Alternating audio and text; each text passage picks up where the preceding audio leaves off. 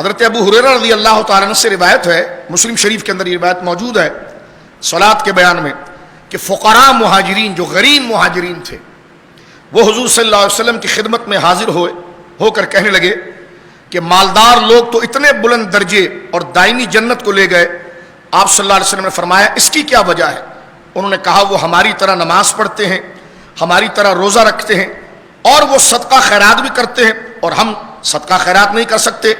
وہ غلام آزاد کرتے ہیں اور ہم غلام آزاد نہیں کر سکتے، تو لہذا ان کو نیکیاں اضافی مل رہی ہیں۔ ہم تو غریب ہیں، ہم نہیں غلام آزاد کر سکتے، لیکن نماز وہ بھی پڑھتے ہیں، ہم بھی پڑھتے ہیں، ثواب برابر ہو جاتا ہے۔ لیکن وہ جو اضافی جو ان کو مال ملا ہے اس سے وہ خیر کے کام کرتے ہیں تو وہ اجر میں ہم سے بڑھ جاتے ہیں۔ تو یا رسول اللہ ہمارے لیے بھی کوئی کیسا کام ہو جائے؟ تو حضور نے فرمایا ٹھیک ہے، اگر تم چاہتے ہو کہ تم ان سے اجر و ثواب کے اندر بڑھ جاؤ تو پھر ہر نماز کے بعد 33 دفعہ سبحان اللہ، 33 دفعہ الحمدللہ اور 33 دفعہ اللہ اکبر پڑھو۔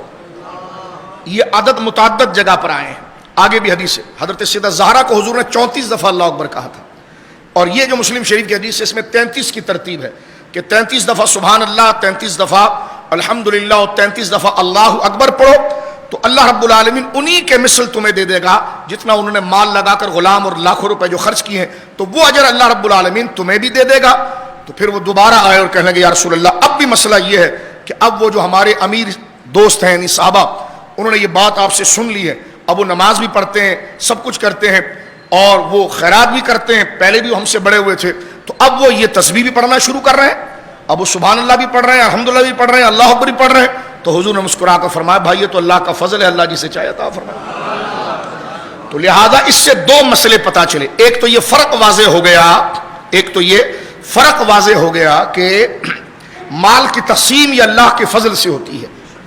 اس پر حسد نہیں کرنا چاہیے، ایک بات تو یہ ہے۔ اور جس کو مال زیادہ مل گیا وہ اس کو اپنے عقل اور ہنر کی کارکردگی نہ سمجھے، سورہ نحل میں یہ کہ اللہ اپنے فضل سے بڑھاتا ہے، اور جس کو کم مل گیا تو یہاں پر قرآن کریم کی آیت سورہ زخرف سے ہم نے آپ کے سامنے پڑھ دی کہ اگر اس کو زیادہ دیا جاتا تو باغی اور سرکش ہو جاتا،